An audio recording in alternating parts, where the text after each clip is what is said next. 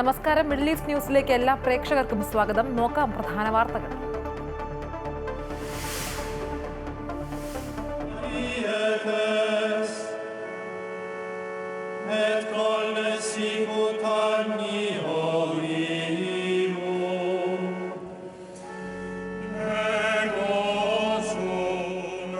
ആഗോള കത്തോലിക്ക സഭയുടെ പരമാധ്യക്ഷൻ ഫ്രാൻസിസ് മാർപ്പാപ്പയ്ക്ക് കണ്ണീരോടെ വിട.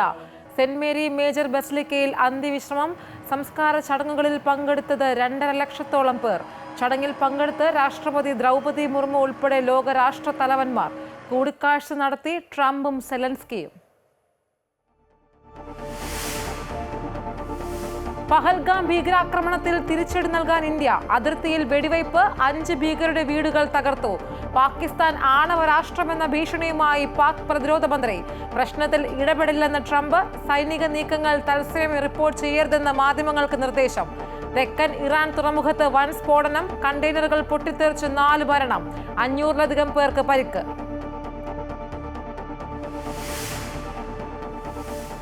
CMRൽ നിന്നും സേവനം നൽകാതെ പണം കൈപ്പറ്റിയെന്ന് മൊഴി നൽകിയിട്ടില്ല എന്ന് വീണ വിജയൻ. SFIOയ്ക്ക് മൊഴി നൽകി എന്നത് വാസ്തവവിരുദ്ധം. മാധ്യമങ്ങളിൽ പ്രചരിക്കുന്ന വിധം മൊഴി നൽകിയിട്ടില്ല എന്നും വാർത്താക്കുറിപ്പിലൂടെ വിശദീകരണം. വിവാദങ്ങൾക്കിടെ വിഴിഞ്ഞം തുറമുഖം സന്ദർശിച്ച് മുഖ്യമന്ത്രിയും ഭാര്യയും മകൾ വീണയും.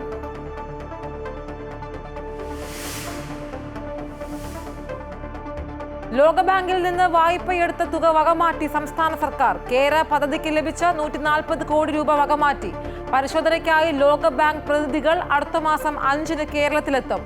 വാർത്ത നിഷേധിച്ച് ധനമന്ത്രി KN ബാലഗോപാൽ.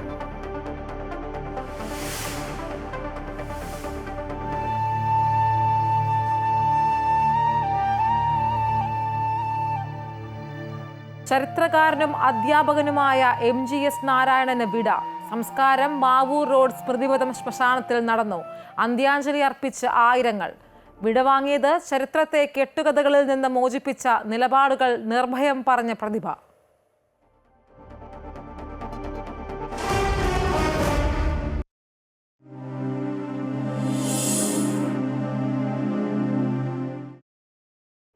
ആഗോള കത്തോലിക്ക സഭയുടെ നല്ലിടയന് വിട ചൊല്ലി ലോകം. ലക്ഷക്കണക്കിന് വിശ്വാസികളുടെ പ്രാർത്ഥനകൾ ഏറ്റുവാങ്ങിയാണ് ഫ്രാൻസിസ് മാർപ്പാപ്പ മടങ്ങിയത്.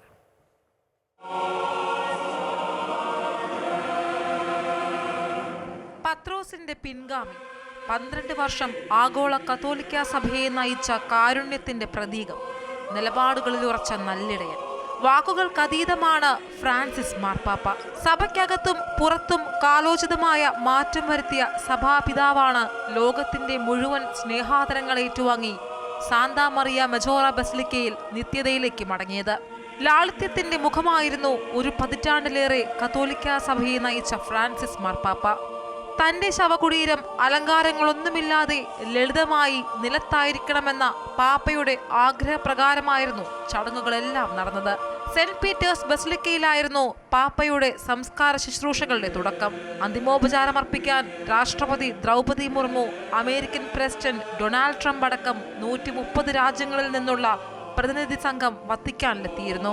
ഇന്ത്യൻ സമയം ഉച്ചയ്ക്ക് 1:30-ക്കാണ് സെന്റ് പീറ്റേഴ്സ് ചത്തുരത്തിൽ സംസ്കാര ശുശ്രൂഷകൾ ആരംഭിച്ചത്. ചത്തുരത്തിൽ കർദിനാൾ ജിയോവാനി ബാറ്റിസ്റ്റയുടെ നേതൃത്വത്തിൽ പരിശുദ്ധ കുർബാന അർപ്പിച്ചു. ശേഷം അംഗരക്ഷകരുടെ ചുമലുകളിലേറി സെന്റ് പീറ്റേഴ്സ് ബസിലിക്കയ്ക്ക് പുറത്തേക്ക് പാപ്പയെ എത്തിച്ചപ്പോൾ അന്ത്യയാത്രയ്ക്ക് ലോകം സാക്ഷിയായി. ഭൗതിക ശരീരം 4 കിലോമീറ്റർ അകലെയുള്ള സെന്റ് മേരി മേജർ ബസിലിക്കയിലേക്ക് വിലാപയാത്രയായിട്ടാണ് എത്തിച്ചത്. വിലാപയാത്രയിലുടനീളം വഴിനീളെ വെള്ളപ്പൂക്കളുമായി ജനസാഗരം കാത്തുനിന്നു. അവസാനമായി ഒരു നോക്കു കാണാൻ അണമുറിയാത്ത ജനസാഗരം. അനിയന്ത്രിതമായ തിരക്ക് കണക്കിലെടുത്ത് വൻ സുരക്ഷാ ക്രമീകരണങ്ങളോടെയാണ് ചടങ്ങ് നടന്നത്. അവസാനഘട്ട സംസ്കാര ശുശ്രൂഷകൾക്ക് സാക്ഷിയാകാൻ ചുരുക്കം ചിലർക്ക് മാത്രമായിരുന്നു പ്രവേശനം. അന്ത്യയാത്രയിലും ലാളിത്യം കൈവിടാതെ മഹാ ഇടയൻ ദൈവത്തിങ്കിലേക്ക് മടങ്ങി. ഒരാൾ എല്ലാവരുടേതുമായി തീരുന്നിടത്ത് അയാൾ ദൈവത്തിന്റെ വകയാകുന്നു. അങ്ങനെ ഒരാൾക്ക് എല്ലാവരുടേതുമാക്കാൻ കഴിയുന്ന അത്ഭുതമാണ് ഫ്രാൻസിസ് മാർപ്പാപ്പ. News desk, Amrita TV. മാർപ്പാപ്പയുടെ സംസ്കാര ചടങ്ങിനെത്തിയ US പ്രസിഡന്റ് ഡൊണാൾഡ് ട്രംപും യുക്രൈൻ പ്രസിഡന്റ് വ്ളാഡിമിർ സെലൻസ്കിയും തമ്മിൽ റോമിൽ കൂടിക്കാഴ്ച നടത്തി. ഫെബ്രുവരിയിൽ ഓവൽ ഓഫീസിലെ തർക്കത്തിന് ശേഷം ഇരുവരും കണ്ടുമുട്ടുന്നതും ചർച്ച നടത്തുന്നതും ഇതാദ്യമാണ്. അന്ന് തെറ്റിപ്പിരിഞ്ഞ ചർച്ചകൾ വീണ്ടും തുടങ്ങുമെന്ന സൂചനകളാണ് പുറത്തുവരുന്നത്. മാർപ്പാപ്പയുടെ സംസ്കാര ചടങ്ങിന് മുന്നേ ട്രംപുമായി സെലൻസ്കി കൂടിക്കാഴ്ച നടത്തിയെന്ന് സെലൻസ്കിയുടെ വക്താവാണ് ആദ്യം അറിയിച്ചത്. പിന്നാലെ വൈറ്റ് ഹൗസും കൂടിക്കാഴ്ച സ്ഥിരീകരിച്ചു. കൂടിക്കാഴ്ച ഫലപ്രദമെന്നാണ് വൈറ്റ് ഹൗസ് പ്രതികരിച്ചത്.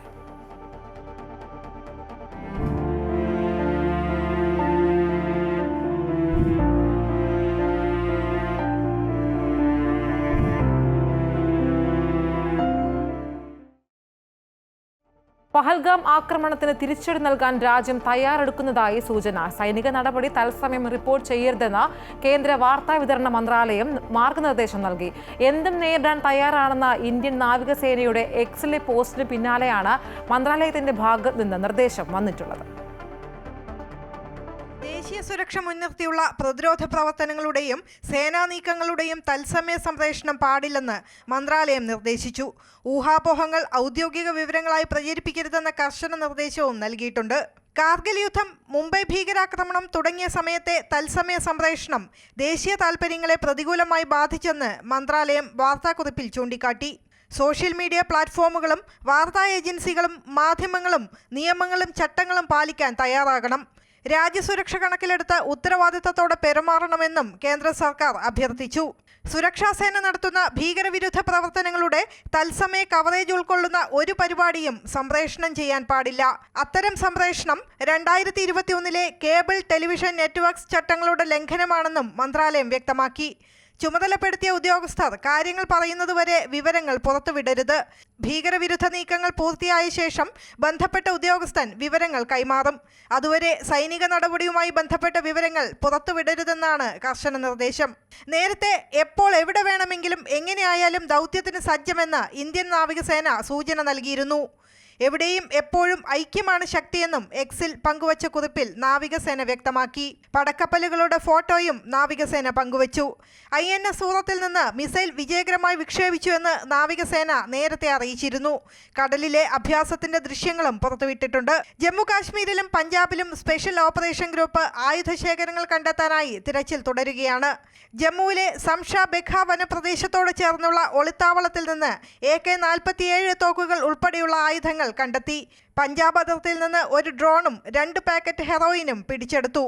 News desk Amrita news. Pak ഭീകര സംഘടനകളുമായി ബന്ധമുള്ള തദ്ദേശീയരുടെ വിവരങ്ങൾ അന്വേഷണ ഏജൻസി പുറത്തുവിട്ടു. കശ്മീരിലെ വിവിധ ഭാഗങ്ങളിൽ നിന്നുള്ള 14 പേരുടെ പട്ടികയാണ് പുറത്തുവിട്ടത്. അതിനിടെ ഭീകരാക്രമണത്തിൽ പങ്കില്ലെന്ന് വ്യക്തമാക്കി ഭീകരവാദ സംഘടനയായ ദി റെസിസ്റ്റൻസ് ഫ്രണ്ട്. ആക്രമണം നടന്നതിന് പിന്നാലെ ഉത്തരവാദിത്തം TRF ഏറ്റെടുത്തിരുന്നു. ഹിസ്ബുൾ മുജാഹിദ്ദീൻ, ജെയ്ഷെ മുഹമ്മദ്, ലഷ്കർ-ഇ-തോയ്ബ അടക്കമുള്ള പാക് ഭീകര സംഘടനകളുമായി ബന്ധമുള്ളവരുടെ പട്ടികയാണ് അന്വേഷണ ഏജൻസി പുറത്തുവിട്ടത്. പാകിസ്ഥാനിൽ നിന്നും നുഴഞ്ഞുകയറുന്ന ഭീകരർക്ക് ഭക്ഷണം, താമസം, ധനസഹായം അടക്കമുള്ളവ ഇവർ എത്തിച്ചു നൽകിയിരുന്നു. 2021-22 കാലത്താണ് ഇവർ ഭീകര സംഘടനയുടെ ഭാഗമായത്. പുൽവാമ ഭീകരർക്ക് സഹായം നൽകിയ ആളും പട്ടികയിലുണ്ട്. പാകിസ്ഥാനും ഭീകര സംഘടനകൾക്കുമെതിരെ ഇന്ത്യ നടപടികൾ കടുപ്പിക്കുന്നതിനിടെയാണ് പഹൽഗാം ആക്രമണത്തിൽ തങ്ങൾക്ക് പങ്കില്ലെന്ന നിലപാടുമായി TRF രംഗത്തെത്തിയത്. ഇത് സംഘടിത സൈബർ ആക്രമണത്തിന്റെ ഭാഗമാണെന്നും ഇന്ത്യൻ സൈബർ ഇന്റലിജൻസ് ഉദ്യോഗസ്ഥരാണോ പിന്നിലെന്ന് സംശയമുണ്ടെന്നും TRF പറഞ്ഞു.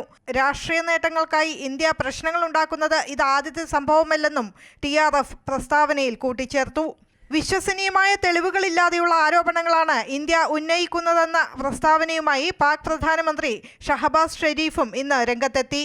നിഷ്പക്ഷവും സുതാര്യവുമായ ഏതൊരു അന്വേഷണത്തിനും തയ്യാറാണെന്ന് പാക് പ്രധാനമന്ത്രി പറഞ്ഞു. ജലം പാകിസ്ഥാന്റെ സുപ്രധാനമായ ദേശീയ താൽപ്പര്യമാണ്. എന്തു വില കൊടുത്തും എല്ലാ സാഹചര്യങ്ങളിലും അതിന്റെ ലഭ്യത സംരക്ഷിക്കപ്പെടും. സൈന്യത്തിനൊപ്പം രാജ്യം ഒറ്റക്കെട്ടായി നിൽക്കും. സമാധാനമാണ് പാകിസ്ഥാന്റെ മുൻഗണന. പക്ഷേ അത് തങ്ങളുടെ ബലഹീനതയായി കണക്കാക്കരുതെന്നും ഷഹബാസ് പറഞ്ഞു. ഇന്ത്യ പാകിസ്ഥാൻ സംഘർഷത്തിൽ ഇടപെടാനില്ലെന്ന് അമേരിക്കൻ പ്രസിഡന്റ് ഡൊണാൾഡ് ട്രംപ് നിലപാട് വ്യക്തമാക്കിയിട്ടുണ്ട്. താൻ ഇന്ത്യയുമായും പാകിസ്ഥാനുമായും വളരെ അടുത്ത ആളാണെന്നും ട്രംപ് കൂട്ടിച്ചേർത്തു. ഇരു രാജ്യങ്ങളും ചേർന്ന് പ്രശ്നം പരിഹരിക്കണമെന്നും അദ്ദേഹം പറഞ്ഞു. അതിനിടെ ബലൂചിസ്ഥാനിലെ സ്ഫോടനത്തിൽ 10 പാക് സൈനികർ കൊല്ലപ്പെട്ടു. സൈനികർ സഞ്ചരിച്ച വാഹനം റിമോട്ട് കൺട്രോളിന്റെ സഹായത്തോടെ തകർക്കുകയായിരുന്നു. ആക്രമണത്തിന്റെ ഉത്തരവാദിത്തം ബലൂചിസ്ഥാന്റെ സ്വാതന്ത്ര്യത്തിനായി പോരാടുന്ന ബലൂച്ച് ലിബറേഷൻ ആർമി ഏറ്റെടുത്തു. ലാഹോർ വിമാനത്താവളത്തിൽ ഇന്ന് വൻ തീപിടുത്തവുമുണ്ടായി. പാകിസ്ഥാൻ സൈനിക വിമാനം വിമാനത്താവളത്തിൽ ഇറങ്ങുന്നതിനിടെ ടയറിന് തീപിടിക്കുകയായിരുന്നു. തീപിടുത്തത്തിന്റെ കാരണം വ്യക്തമല്ലെന്ന് എയർപോർട്ട് അധികൃതർ പറഞ്ഞു. പാക് അധീന കശ്മീരിലെ മുസഫറാബാദിൽ അപ്രതീക്ഷിതമായി വെള്ളപ്പൊക്കവുമുണ്ടായി. സിന്ധു നദീജല കരാർ മരവിപ്പിച്ചതിനു പിന്നാലെ ഇന്ത്യ മുന്നറിയിപ്പില്ലാതെ ഝലം നദിയിലെ വെള്ളം തുറന്നുവിടുകയായിരുന്നു എന്നാണ് പ്രാദേശിക മാധ്യമങ്ങൾ റിപ്പോർട്ട് ചെയ്യുന്നത്. News desk Amrita news. UAE president Sheikh Mohammed bin Zayed Al Nahyan പ്രധാനമന്ത്രി നരേന്ദ്രമോദിയുമായി ഫോണിൽ സംസാരിച്ചു. പെഹൽഗാമിൽ നടന്ന ഭീകരാക്രമണത്തെ UAE പ്രസിഡന്റ് അപലപിക്കുകയും സാധാരണക്കാരുടെ ജീവൻ നഷ്ടമായതിലുള്ള വേദന പങ്കുവയ്ക്കുകയും ചെയ്തു. ഭീകരവാദം ലോകസമാധാനത്തിന് ഭീഷണിയാണെന്നും എല്ലാ തരത്തിലുമുള്ള ഭീകരവാദത്തെ UAE എതിർക്കുന്നുവെന്നും UAE പ്രസിഡന്റ് പ്രധാനമന്ത്രിയെ അറിയിച്ചു. ഇരു രാജ്യങ്ങളും തമ്മിലുള്ള ബന്ധം ദൃഢമാക്കാനുതകുന്ന വിവിധ വിഷയങ്ങൾ ഇരു നേതാക്കളും ചർച്ച ചെയ്തു. ഇന്ത്യക്കും ഇന്ത്യക്കാർക്കും ഒപ്പം നിൽക്കുന്നതിന് UAE പ്രസിഡന്റിന് പ്രധാനമന്ത്രി നന്ദി അറിയിച്ചു. മറ്റു വാർത്തകൾ നോക്കിയാൽ എക്സാലോജിക് CMRL ഇടപാടിൽ SFIOയ്ക്ക് നൽകിയ മൊഴി നിഷേധിച്ച് വീണ വിജയൻ രംഗത്ത്. സേവനം നൽകാതെ CMRL നിന്ന് പണം കൈപ്പറ്റി എന്ന മൊഴി തെറ്റാണെന്ന് വാർത്താക്കുറിപ്പിലൂടെയാണ് വീണ വിജയൻ വിശദീകരിക്കുന്നത്. CMRL എക്സാലോജിക് ഇടപാടിൽ ഇതാദ്യമായാണ് വീണയുടെ പ്രസ്താവന. മൊഴി നിഷേധിച്ച് മന്ത്രി മുഹമ്മദ് റിയാസും രംഗത്ത് വന്നു. CMRL എക്സാലോജിക് ഇടപാടിൽ ആദ്യമായാണ് വീണ വിജയന്റെ പ്രതികരണം ഉണ്ടാകുന്നത്. SFIOയ്ക്ക് നൽകിയ മൊഴിയുമായി ബന്ധപ്പെട്ട വാർത്തകൾ നിഷേധിച്ചാണ് വീണ വിജയൻ വിശദീകരണക്കുറിപ്പ് ഇറക്കിയിരിക്കുന്നത്. CMRLന് സേവനം നൽകാതെ പണം കൈപ്പറ്റിയെന്ന് SFIOയ്ക്ക് വീണ വിജയൻ മൊഴി നൽകിയതായാണ് വാർത്തകൾ പുറത്തുവന്നത്. എന്നാൽ ഈ മൊഴിയാണ് വീണ വിജയൻ പൂർണ്ണമായും നിഷേധിച്ചത്. ഇപ്പോൾ പ്രചരിപ്പിക്കുന്ന തരത്തിൽ യാതൊരു മൊഴിയും താൻ നൽകിയിട്ടില്ല. താൻ അന്വേഷണ ഉദ്യോഗസ്ഥൻ മുമ്പാകെ മൊഴി നൽകുകയും അവർ അത് രേഖപ്പെടുത്തുകയും ചെയ്തു എന്നത് വാസ്തവമാണ്. എന്നാൽ താനോ എക്സാലോജിക് കമ്പനിയോ സേവനങ്ങൾ നൽകാതെ CMRL നിന്ന് പണം കൈപ്പറ്റി എന്ന തരത്തിലുള്ള യാതൊരു മൊഴിയും നൽകിയിട്ടില്ല. വാസ്തവ വിരുദ്ധമാണ് ഇത്തരം പ്രചാരണങ്ങളെന്ന് ഒരിക്കൽ കൂടി വ്യക്തമാക്കുന്നുവെന്നും വീണ വിജയൻ വാർത്താക്കുറിപ്പിലൂടെ വിമർശിച്ചു. മന്ത്രി മുഹമ്മദ് റിയാസും മൊഴി നിഷേധിച്ച് രംഗത്ത് വന്നിരുന്നു. ചില പാർട്ടി ഓഫീസുകളിൽ തയ്യാറാക്കുന്ന റിപ്പോർട്ടുകളാണ് വാർത്തയായി പുറത്തുവരുന്നതെന്ന നിഷിദ്ധമായ വിമർശനമാണ് മുഹമ്മദ് റിയാസ് നടത്തിയത്. അസത്യമായ ഒരു വാർത്തയാണത്. അത്തരത്തിലൊരു മൊഴി നൽകിയിട്ടില്ല. പിന്നെ ഏതെങ്കിലും രാഷ്ട്രീയ പാർട്ടിയുടെ ഓഫീസിൽ നിന്ന് എഴുതി കൊടുക്കുന്ന അതേപോലെ വാർത്തയാക്കുന്ന സ്ഥിതി വന്നാൽ പിന്നെ അതിലിപ്പോൾ പ്രത്യേകിച്ച് വേറെ ഒന്നും മറുപടി പറയാൻ ഇല്ല. അസത്യമായ വാർത്തയാണ്. അമൃത ന്യൂസ്, തിരുവനന്തപുരം. കുവൈറ്റിൽ എല്ലാ പള്ളികളിലെയും പ്രാർത്ഥനാ സമയം വെട്ടിക്കുറച്ചതായി ഇസ്ലാമിക കാര്യ മന്ത്രാലയം. വൈദ്യുതി ഉപഭോഗം കുറയ്ക്കുന്നതിന് ദേശീയ തലത്തിൽ നടത്തിവരുന്ന ശ്രമങ്ങളുടെ ഭാഗമായാണ് പ്രാർത്ഥനാ സമയം വെട്ടിക്കുറച്ചത്. ബാങ്കിനും നമസ്കാരം തുടങ്ങുന്നതിനും ഇടയിലുള്ള പരമാവധി സമയം 10 മിനിറ്റ് ആക്കിയാണ് ചുരുക്കിയത്. ഊർജ്ജ സംരക്ഷണത്തിന് വൈദ്യുതി പുനരുപയോഗ ഊർജ്ജ മന്ത്രാലയവുമായി പൂർണ്ണമായും സഹകരിക്കുമെന്നും ഇസ്ലാമിക കാര്യ മന്ത്രാലയം വ്യക്തമാക്കി. രാജ്യത്ത് വൈദ്യുതി ഉപഭോഗത്തിലുണ്ടാകുന്ന വലിയ വർധനയും പല വൈദ്യുതോൽപാദന സ്റ്റേഷനുകളിലും നടന്നുവരുന്ന അറ്റകുറ്റപ്പണികളും കണക്കിലെടുത്താണ് ഈ നടപടി. ഈ വർഷത്തെ ഹജ്ജ് ഒരുക്കങ്ങൾ ആരംഭിക്കാനിരിക്കെ ഈ വർഷം ഹജ്ജ് കർമ്മങ്ങൾക്ക് രജിസ്റ്റർ ചെയ്തവർക്കിടയിൽ സൗദി ഹജ്ജ് ഉംറ മന്ത്രാലയം നുസൂക്ക് കാർഡുകൾ വിതരണം ചെയ്യാൻ തുടങ്ങി. ഇതുവരെ 1,50,000-ലേറെ കാർഡുകൾ ഇഷ്യൂ ചെയ്തു. മക്ക, മദീന, പുണ്യസ്ഥലങ്ങൾ എന്നിവിടങ്ങളിൽ തീർത്ഥാടകരുടെ താമസ സ്ഥലങ്ങൾ, സർവീസ് കമ്പനിയുമായി ബന്ധപ്പെടാനുള്ള വിവരങ്ങൾ തുടങ്ങി തീർത്ഥാടകരുമായി ബന്ധപ്പെട്ട വിവരങ്ങൾ കാർഡിൽ അടങ്ങിയിരിക്കുന്നു. വിദേശത്തു നിന്നുള്ള തീർത്ഥാടകർക്ക് സൗദിയിലെത്തുന്ന മുറയ്ക്ക് നുസൂക്ക് കാർഡുകൾ വിതരണം ചെയ്യും. ദുബായ് ഇൻവെസ്റ്റ്മെന്റ് പാർക്കിലേക്കും തിരിച്ചുമുള്ള വാഹനയാത്ര സുഗമമാക്കുന്ന പുതിയ മേൽപ്പാലം ഗതാഗതത്തിന് തുറന്നുകൊടുത്തു. ദുബായ് റോഡ്സ് ആൻഡ് ട്രാൻസ്പോർട്ട് അതോറിറ്റിയാണ് വാർത്താക്കുറിപ്പിലൂടെ ഇക്കാര്യം അറിയിച്ചത്. UAEയുടെ ദേശീയ റെയിൽവേ പദ്ധതിയായ എത്തിഹാദ് റെയിലുമായി സഹകരിച്ച് പൂർത്തിയാക്കിയ പുതിയ പാലത്തിന് 1.8 കിലോമീറ്റർ നീളമാണുള്ളത്. ഇതോടെ അൽ-ആയിസ് സ്ട്രീറ്റിലൂടെയുള്ള ഗതാഗതം കൂടുതൽ വേഗത്തിലാക്കും. എത്തിഹാദ് റെയിൽ നെറ്റ്വർക്കിനും ഗുണം ചെയ്യുന്നതാണ് പുതിയ മേൽപ്പാലം. ഭാവിയിൽ ജുമേറ ഗോൾഫ് എസ്റ്റേറ്റിലേക്കും ദീർഘിപ്പിക്കാൻ സാധിക്കുന്ന രീതിയിലാണ് മേൽപ്പാലം നിർമ്മിച്ചിരിക്കുന്നത്. ചൂടുകാലമായതോടെ ദുബായിലെ ജനപ്രിയ വിനോദസഞ്ചാര കേന്ദ്രങ്ങൾ അടയ്ക്കുന്നു. ദുബായ് ഗ്ലോബൽ വില്ലേജ് ഉൾപ്പെടെ 6 വിനോദസഞ്ചാര കേന്ദ്രങ്ങളാണ് സീസൺ അവസാനിക്കുന്നതോടെ അടച്ചുപൂട്ടുന്നത്. ഈ വർഷം ഒക്ടോബറിൽ വീണ്ടും പ്രവർത്തന സജ്ജമാകും. ദുബായ് ഗ്ലോബൽ വില്ലേജിന്റെ ഈ സീസൺ മെയ് 11-നാണ് സമാപിക്കുക. പൂക്കൾ കൊണ്ട് വിസ്മയ കാഴ്ചകൾ തീർക്കുന്ന ദുബായ് മിറക്കിൾ ഗാർഡൻ ജൂൺ 15-ന് അടയ്ക്കും. വന്യമൃഗങ്ങളെ അടുത്ത് കണ്ട് ആസ്വദിക്കാൻ സാധിക്കുന്ന ദുബായ് സഫാരിയുടെ ഈ സീസൺ ജൂൺ 1-നാണ് അവസാനിക്കുക. വെളിച്ച വിസ്മയം തീർത്ത് സഞ്ചാരികൾക്ക് പ്രിയപ്പെട്ട ഇടമായി മാറിയ ദുബായ് ഗാർഡൻ ഗ്ലോ ഈ വർഷത്തെ സീസൺ അവസാനിപ്പിച്ചു. സ്വദേശികൾക്കും വിദേശികൾക്കും പ്രിയപ്പെട്ട ഷോപ്പിംഗ് ഇടമായിരുന്ന ദുബായ് റൈപ്പ് മാർക്കറ്റ് മെയ് 11-ന് അവസാനിക്കും. ആദ്യ വാർഷിക ജനറൽ മീറ്റിംഗിൽ നിക്ഷേപകർക്കായി വമ്പൻ പ്രഖ്യാപനങ്ങളുമായി ലുലു റീറ്റെയിൽ. 85% ലാഭവിഹിതം നിക്ഷേപകർക്ക് നൽകുമെന്നാണ് പ്രഖ്യാപനം. മികച്ച വളർച്ചാ നിരക്കാണ് ലുലു റീറ്റെയിൽ രേഖപ്പെടുത്തുന്നതെന്നും നിക്ഷേപകർക്ക് ഏറ്റവും മികച്ച നേട്ടം ലഭ്യമാക്കുമെന്നും Lulu group chairman MA Yusuff Ali വ്യക്തമാക്കി. 75% ലാഭവിഹിതമെന്ന മുൻധാരണയേക്കാൾ 10% അധികം ലാഭവിഹിതമാണ് ആദ്യ വാർഷിക ജനറൽ മീറ്റിംഗിൽ ലുലു റീറ്റെയിൽ പ്രഖ്യാപിച്ചത്. 85% ലാഭവിഹിതം നിക്ഷേപകർക്ക് നൽകും. നിക്ഷേപകർ ലുലുവിൽ അർപ്പിച്ച വിശ്വാസത്തിനുള്ള അംഗീകാരമാണ് ഈ പ്രഖ്യാപനമെന്നും നിക്ഷേപകരുടെ സന്തോഷമാണ് വലുതെന്നും Lulu group chairman MA Yusuff Ali പറഞ്ഞു. $84.4 മില്യൺ ലാഭവിഹിതമാണ് ആദ്യ വാർഷിക ജനറൽ മീറ്റിംഗിൽ പ്രഖ്യാപിച്ചത്. 2024 സാമ്പത്തിക വർഷത്തിൽ ലുലു റീറ്റെയിൽ 4.7% വാർഷിക വളർച്ച നേടി. $7.62 ബില്യൺ വരുമാനത്തോടെ 12.6% അധിക വളർച്ചയാണ് ഇത്. അറ്റാദായം $216.2 മില്യൺ നിലവിലെ റീറ്റെയിൽ സാന്നിധ്യം വിപുലീകരിക്കുന്നതിനൊപ്പം സുപ്രധാന വിപണികളിൽ കൂടുതൽ സ്റ്റോറുകൾ തുറക്കുമെന്നും MA യൂസഫ് അലി അറിയിച്ചു. ഓൺലൈൻ രംഗത്തും മികച്ച വളർച്ചയാണ് ലുലു റീറ്റെയിലിനുള്ളത്. സുസ്ഥിരമായ വളർച്ചയിലൂടെ റീറ്റെയിൽ മേഖലയിൽ സുപ്രധാനമായ പങ്കാണ് ലുലു വഹിക്കുന്നതെന്നും ദീർഘവീക്ഷണത്തോടെയുള്ള പദ്ധതികളാണ് നടപ്പിലാക്കുന്നതെന്നും ലുലു റീറ്റെയിൽ CEO സൈഫി രൂപവാല പറഞ്ഞു. ഓൺലൈൻ രംഗത്തും മികച്ച വളർച്ചയാണ് ലുലു റീറ്റെയിലിനുള്ളത്. ഇ-കൊമേഴ്സ് പ്ലാറ്റ്ഫോമുകൾ വിപുലമാക്കിയും ഹാപ്പിനെസ് ലോയൽറ്റി പ്രോഗ്രാമുകളടക്കം സജീവമാക്കിയും ഉപഭോക്താക്കൾക്ക് കൂടുതൽ സേവനം ഉറപ്പാക്കുന്നതിനുള്ള നീക്കത്തിലാണ് Lulu Retail. Amrita News, Abu Dhabi. ലോകബാങ്കിൽ നിന്ന് വായ്പയായി എടുത്ത തുക വകമാറ്റി സംസ്ഥാന സർക്കാർ. കേര പദ്ധതിക്ക് ലഭിച്ച 140 കോടി രൂപയാണ് സർക്കാർ വകമാറ്റിയത്. ഒരാഴ്ചയ്ക്കുള്ളിൽ പണം വകുപ്പിന് കൈമാറണമെന്നാണ് നിയമം. ഇത് സംബന്ധിച്ച് പരിശോധനയ്ക്കായി ലോകബാങ്ക് പ്രതിനിധികൾ അടുത്ത മാസം 5-ന് കേരളത്തിലെത്തും. എന്നാൽ ലോകബാങ്കിന്റെ ഫണ്ട് വകമാറ്റി എന്ന വാർത്ത നിഷേധിച്ച് ധനമന്ത്രി KN ബാലഗോപാൽ രംഗത്ത് വന്നു. കാർഷിക മേഖലയുടെ നവീകരണം ലക്ഷ്യമിട്ടാണ് കേന്ദ്ര സർക്കാർ ലോകബാങ്കിൽ നിന്ന് പണമെടുത്തത്. ഇതിൽ കേര പദ്ധതിക്കായി അനുവദിച്ച 140 കോടി രൂപയാണ് സാമ്പത്തിക വർഷാവസാനത്തെ ചെലവുകൾക്കായി മാറ്റിയത്. മൂല്യവർദ്ധിത കാർഷിക ഉൽപ്പന്നങ്ങളും ചെറുകിട സംരംഭങ്ങളും പ്രോത്സാഹിപ്പിക്കാൻ ലക്ഷ്യമിടുന്ന പദ്ധതിയാണ് കേര. 2366 കോടി രൂപയുടെ പദ്ധതിക്ക് ആദ്യ ഗഡു 140 കോടി രൂപ മാർച്ച് 17-നാണ് കേന്ദ്രം കൈമാറിയത്. ഒരാഴ്ചയ്ക്കുള്ളിൽ വകുപ്പിലേക്ക് കൈമാറണമെന്നാണ് വ്യവസ്ഥ.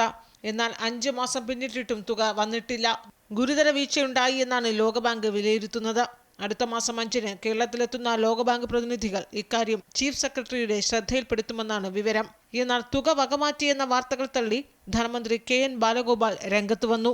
ഒരു കാര്യവും വകമാറ്റിയിട്ടൊന്നും ഗവൺമെന്റിന് ചെലവാക്കാൻ പറ്റത്തില്ല. ഇതൊക്കെ തെറ്റായ ധാരണയാണ്. ഒരു പദ്ധതിക്ക് സർക്കാരെടുത്ത ലോണാണ്. വേൾഡ് ബാങ്കിൻ്റെ ഒന്നും ഒരു ഔദാര്യമല്ല എന്നുള്ളത് ആദ്യം മനസ്സിലാക്കുക. വേൾഡ് ബാങ്കിൽ നിന്ന് പറഞ്ഞ് സഹായം കിട്ടി, സംസ്ഥാന ഗവൺമെൻറ് മാറ്റുന്നല്ല. സംസ്ഥാന ഗവൺമെൻറ് തിരിച്ചടയ്ക്കേണ്ട പണം ലോൺ എടുത്തതാണ്. ആ ലോൺ ആ കാര്യത്തിന് തന്നെയാണ്. വർഷാവസാനം വന്നിട്ടുള്ള കാര്യങ്ങളിൽ മാർച്ച് അവസാനമൊക്കെയാണ് വരുന്നത്. അതിൻ്റെ സാങ്കേതികമായ കാര്യങ്ങൾ കാണും. അതിന് സാധാരണ മാർച്ച് അവസാനം വരുമ്പോൾ അതിന് ഈ ലാംസ് അങ്ങനെ ചില അക്കൗണ്ടിങ് പ്രിൻസിപ്പിളുണ്ട്. അതനുസരിച്ചിട്ട് ഈ വർഷം ആദ്യം ഏപ്രിലിൽ തന്നെ ആ പണം കഴിഞ്ഞ ദിവസങ്ങളിൽ പോയിട്ടുണ്ടാവും. അമൃത ന്യൂസ്, തിരുവനന്തപുരം.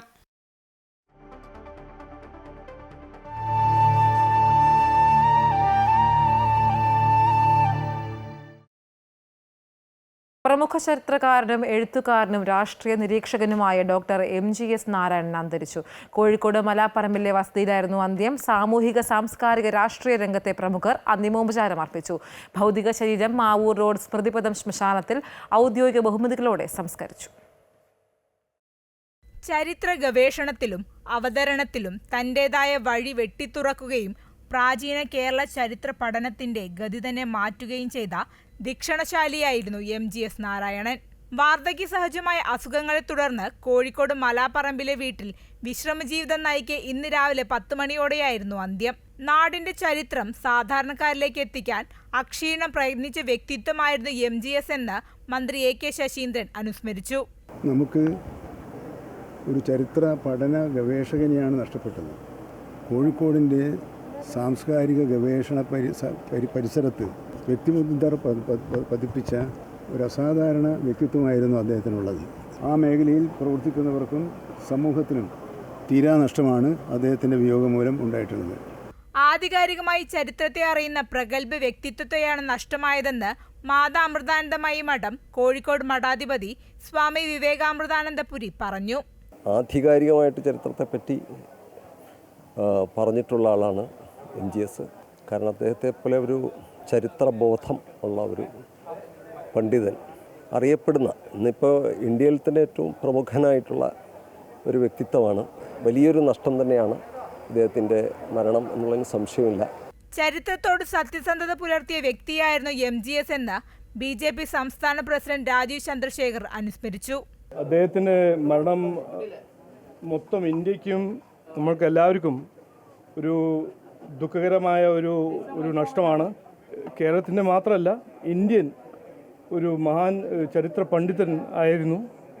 അദ്ദേഹത്തിൻ്റെ ഒരു ഫാക്ട് ബേസ്ഡ് ഫിയർലെസ് റെസ്പോൺസ് ഞങ്ങൾക്ക് ഇന്നും നാളെ ഒരു ഇൻസ്പിറേഷണൽ കാര്യമാണ്. Panakkad Sadiqali Shihab Thangal, VM Sudheeran, MK Muneer, K Surendran, ചരിത്രകാരൻ രാഘവ വാര്യർ തുടങ്ങി സാമൂഹിക സാംസ്കാരിക രാഷ്ട്രീയ രംഗത്തെ പ്രമുഖർ അന്തിമോപചാരം അർപ്പിച്ചു. അമൃത ന്യൂസ്, കോഴിക്കോട്. പഹൽഗാം ഭീകരാക്രമണത്തിൽ പ്രതിഷേധിച്ചും കൊല്ലപ്പെട്ടവർക്ക് ആദരാഞ്ജലികൾ അർപ്പിച്ചുകൊണ്ടും OICC മലപ്പുറം ജില്ലാ കമ്മിറ്റി പ്രതിഷേധ ജ്വാലയും ഭീകരവിരുദ്ധ പ്രതിജ്ഞയും സംഘടിപ്പിച്ചു. ഷിബു കാളികാവ് അധ്യക്ഷത വഹിച്ചു. കൊല്ലപ്പെട്ടവരുടെ പ്രതീകാത്മക ഭൗതിക ശരീരത്തിൽ രക്തപുഷ്പാർച്ചന നടത്തിയാണ് പരിപാടി ആരംഭിച്ചത്. CM അഹമ്മദ് പ്രതിഷേധ ജ്വാല ഉദ്ഘാടനം ചെയ്തു. EP മുഹമ്മദ് അലി ഭീകരവിരുദ്ധ പ്രതിജ്ഞ ചൊല്ലിക്കൊടുത്തു. UM ഹുസൈൻ മലപ്പുറം, VP ഫൈസൽ എന്നിവർ നേതൃത്വം നൽകി.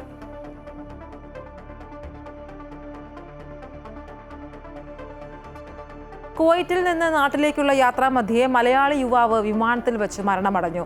ഫോർട്ട് കൊച്ചി പള്ളുരുത്തി സ്വദേശി അറക്കൽ വീട്ടിൽ അനൂപ് ബെന്നിയാണ് മരിച്ചത്. 32 വയസ്സായിരുന്നു. കഴിഞ്ഞ ദിവസം കുവൈറ്റിൽ വെച്ച് ഇദ്ദേഹത്തിന് ശാരീരിക അസ്വസ്ഥതകൾ അനുഭവപ്പെട്ടതിനെ തുടർന്ന് ആശുപത്രിയിൽ എത്തിക്കുകയും ചികിത്സയ്ക്കായി കുവൈറ്റിൽ നിന്നും നാട്ടിലേക്ക് യാത്ര തിരിക്കുകയുമായിരുന്നു. എന്നാൽ യാത്രാമധ്യേ വിമാനത്തിൽ വെച്ച് വീണ്ടും ശാരീരിക അസ്വസ്ഥതകൾ അനുഭവപ്പെടുകയും മരണമടയുകയുമായിരുന്നു. വിമാനം അടിയന്തരമായി മുംബൈ വിമാനത്താവളത്തിൽ ഇറക്കി. അബ്ബാസിയ ഇന്ത്യൻ സെൻട്രൽ സ്കൂൾ ജീവനക്കാരനായ അനൂപ് 6 മാസം മുൻപാണ് വിവാഹിതനായത്.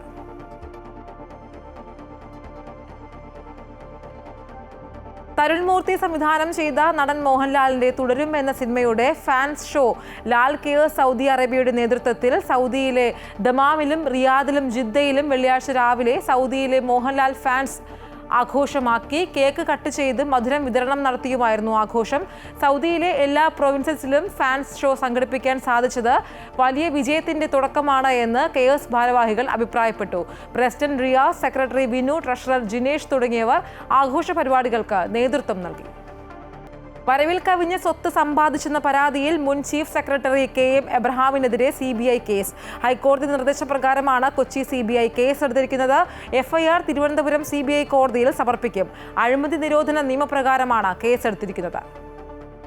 മുഖ്യമന്ത്രിയുടെ ചീഫ് പ്രിൻസിപ്പൽ സെക്രട്ടറിയും കിഫ്ബി സിഇഒയുമായ KM എബ്രഹാമിനെതിരെയാണ് അനധികൃത സ്വത്ത് സമ്പാദനത്തിന്റെ പേരിൽ CBI കേസെടുത്തിരിക്കുന്നത്. KM എബ്രഹാം 2015 ധനകാര്യ വകുപ്പ് അഡീഷണൽ ചീഫ് സെക്രട്ടറി ആയിരുന്ന കാലഘട്ടത്തിൽ വരവിൽ കവിഞ്ഞ് സ്വത്ത് സമ്പാദിച്ചുവെന്ന് ചൂണ്ടിക്കാട്ടി നൽകിയ ഹർജിയിൽ കേസെടുക്കാൻ ഹൈക്കോടതി നിർദ്ദേശിച്ചിരുന്നു.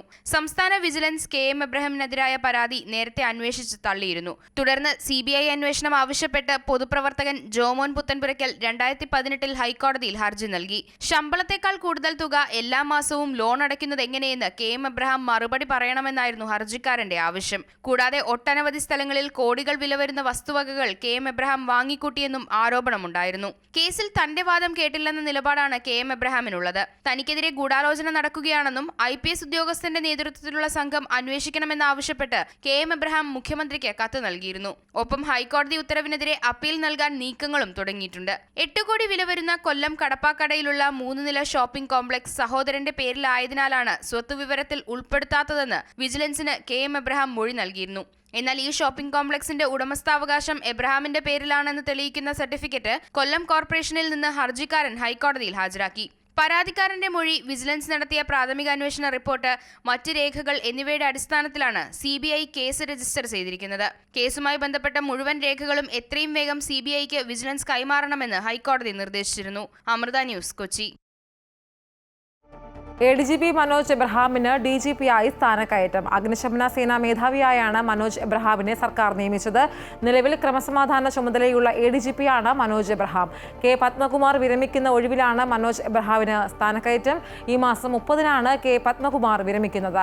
മനോജ് എബ്രഹാം അഗ്നിശമന സേനാ മേധാവിയാകുന്നതോടെ ക്രമസമാധാന ചുമതലയിലുള്ള ADGP-യുടെ ചുമതല ആർക്ക് നൽകുമെന്നാണ് അറിയേണ്ടത്.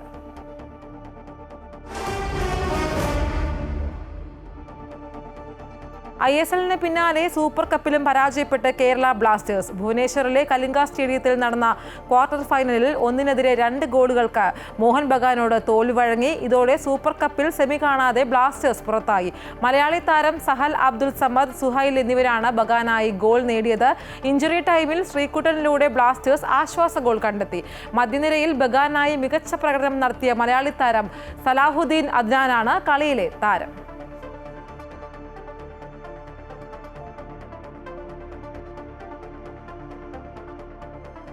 മിഡിൽ ഈസ്റ്റ് വാർത്തകൾ പൂർണ്ണമാകുന്നു. കൂടുതൽ വാർത്തകൾ അമൃത ന്യൂസ് യൂട്യൂബിൽ കാണാം. നമസ്കാരം.